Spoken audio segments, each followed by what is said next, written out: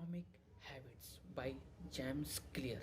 On the final day of my sophomore year of high school, I was hit in the face with a baseball bat. As my classmate took a full swing, the bat slipped out of his hands and came flying towards me before striking me directly between the eyes. I have no memory of the moments of impact. The bat smashed into my face with such force that it crushed my nose into a distorted U shape. The collision sent the soft tissue of my brain slamming into the inside of my skull. Immediately, a wave of swelling surged throughout my head. In the fraction of a second, I had a broken nose, multiple skull fractures, and two shattered eye sockets. When I opened my eyes, I saw people staring at me and running over to help. I looked down and noticed spots of red on my clothes. One of my classmates took the shirt off his back and handed it to me. I used it to plug the stream of blood rushing from my broken nose. Shocked and confused, I was unaware of how seriously I had been injured.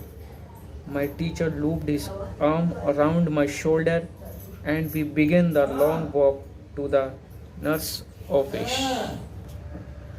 Across the field, down the hill, and back into school.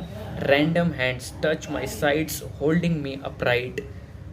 We took our time and walked slowly. Nobody realized that every minute mattered. When we arrived at the nurse office, she asked me a series of questions. What year is it? 1998, I answered. But it was actually 2002. Then second questions, who is the president of United States? Bill Clinton, I said. But the correct answer was George W. Bush. Then third questions, what is your mom name? Oh, Uma. I stalled. 10 seconds passed. Putty. I said casually, ignoring the fact that it had taken me 10 seconds to remember my own mother's name. That is the last question I remember. My body was unable to handle the rapid swelling in my brain and lost consciousness before the ambulance arrived a minute after. I was carried out of school and taken to the local hospital. Shortly after arriving, my body began shutting down. I struggled with basic functions like swelling and breathing. I had my first seizure of the day, then I stopped breathing entirely.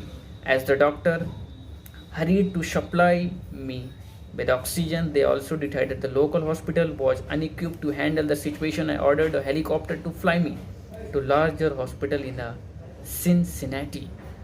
I was rowed out of the emergency doors and towards the helipad across the street. The stretcher rattled on the bumpy sidewalk as a nurse pushed me along while another pumped each breath into my the hand. My mother, who had arrived at the hospital in a few moments before, climbed into the helicopter beside me. I remembered unconscious and unable to breathe on my own as she held my hand during the flight. While my mother rode with me in the helicopter, my father went home to check on my brother and sister to break the news to them. He choked back tears as he explained to my sister that he would be miss her 8th grade graduation ceremony that night.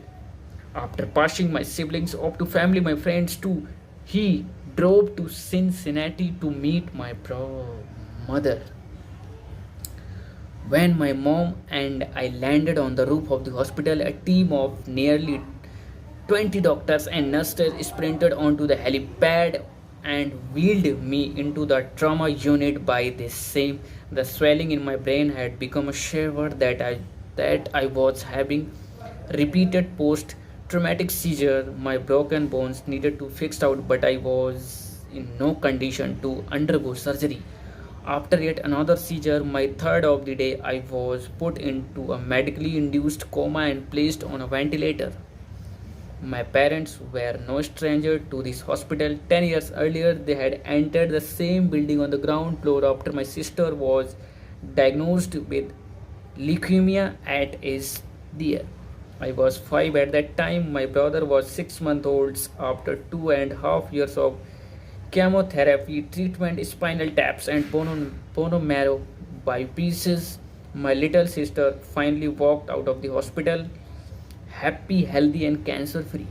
And now, after 10 years of normal life, my parents found themselves back in the same place with a different child. When I slipped into a coma, then the hospital sent a priest and a social worker to comfort my parents. It was the same priest who had met with them a decade earlier on the evening they found out my sister had cancer. As they faded into night, a seizure of machine kept me alive. My parents slept restlessly on the hospital matters. One moment they would collapse from fatigue. The next day, the next they would be wide awake with worry. My mother would tell me later, it, it was one of the worst night I we ever had.